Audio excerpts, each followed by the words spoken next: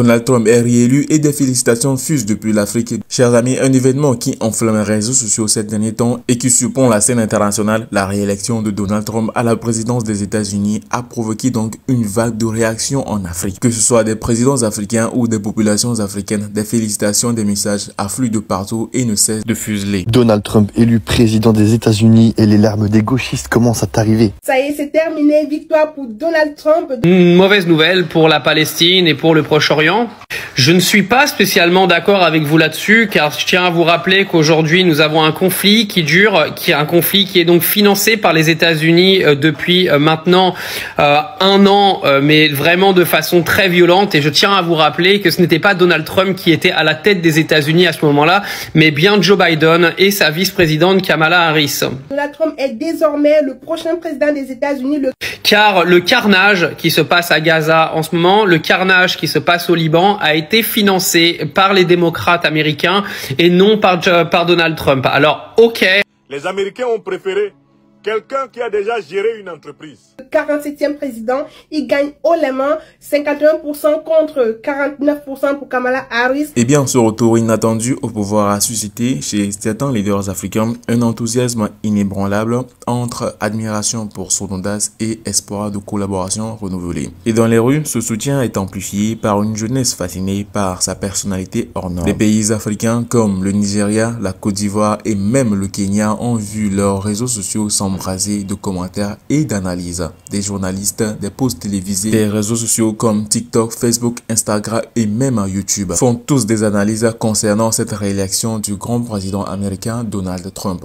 Et les citoyens y expriment leurs expressions, applaudissent un chef d'État qu'ils considèrent comme une figure puissante, courageuse et prête à s'opposer aux conventions. Ce soutien pourrait surprendre, mais il traduit aussi de nouveaux modèles de leadership qui fascinent par leur charisme. Les leaders politiques africains, quant à eux, suivent de près cette réélection qui pourrait bien redéfinir les relations internationales. Parce que certains pourraient déjà même envisager en coulisses des visites d'État et des accords entre partenariats stratégiques. Les échanges commerciaux, la défense et l'économie sont au cœur de leurs attentes. C'est un allié qui était parti revient au pouvoir. Trump représente pour eux une opportunité d'explorer la nouvelle alliance, de faire attendre leur voix et de renforcer leurs indépendances face aux grandes puissances mondiales. Et dans les médias, les analystes n'hésitent pas à comparer Trump à certains dirigeants africains pour sa fermeté et sa politique étrangère sans détour. Ce retour en politique pourrait-il créer un élan de tromperie en Afrique, inspirant un style de gouvernance plus direct, parfois imprévisible? Entre admiration et critique, les opinions se divisent, mais l'impact est indéniable. Alors, chers amis, que pensez-vous même de cette réélection de l'ancien président américain Donald Trump après 4 ans d'essais et d'échecs?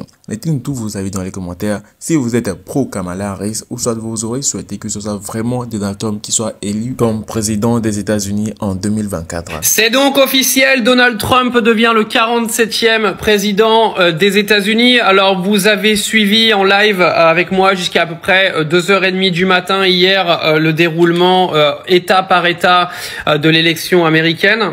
Au passage, on a été 125 000 sur le live, absolument incroyable. Alors, faut savoir que c'est un énorme coup de force de Donald Trump qui avait été complètement anéanti dans les médias. Il y a eu une campagne médiatique anti-Trump claire et nette, mais cela n'a pas suffi. Aujourd'hui, Donald Trump est clairement un candidat anti-système et on voit qu'il a réussi à convaincre et bravo à lui. Maintenant, sur le live hier soir, j'ai beaucoup de gens qui m'ont dit que c'était une mauvaise nouvelle pour la Palestine et pour le Proche-Orient.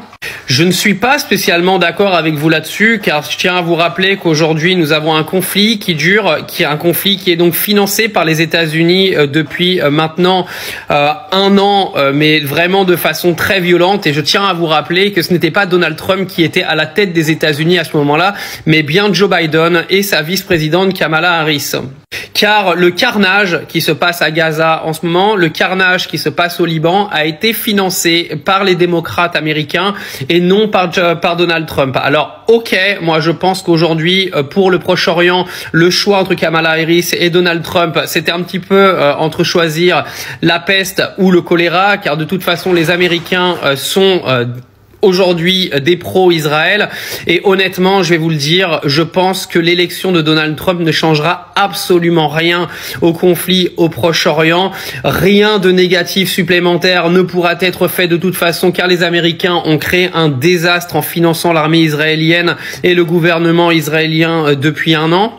Enfin, je dis depuis un an, ça existe depuis longtemps, mais depuis voilà cet enchaînement de merde qui se passe sur Gaza et le Liban depuis le 7 octobre. Et ne vous inquiétez pas, je pense pas que l'élection de Donald Trump empirera les choses. Une élection de Kamala Harris n'aurait absolument pas changé les choses positivement pour ce conflit. Donc je pense qu'aujourd'hui, l'élection américaine, de toute façon, n'aurait pas un impact significatif sur la situation au Proche-Orient. Donald Trump réélu. L'Afrique applaudit et anticipe des relations intenses. L'onde de choc de la réélection de Donald Trump ne se limite pas aux États-Unis. Elle résonne puissamment en Afrique. Dans de nombreux pays africains, la réélection de l'ancien président américain est saluée par des leaders politiques, des entrepreneurs influents et une jeunesse avide de modèles audacieux. Trump, pour beaucoup, représente une figure forte, capable de défier les normes et de faire bouger les lignes. Ce retour est donc perçu avec un mélange d'admiration et d'espoir, surtout pour ceux qui rêvent de voir l'Afrique s'affirmer sur la scène mondiale. Des chefs d'État africains n'ont pas tardé à envoyer leurs félicitations. Pour certains d'entre eux, Trump incarne l'autorité et la détermination, des qualités qu'ils jugent essentielles pour un leader. Ces méthodes parfois controversées sont cependant vues sous un autre angle en Afrique, où le pragmatisme et la volonté d'agir sont hautement valorisés.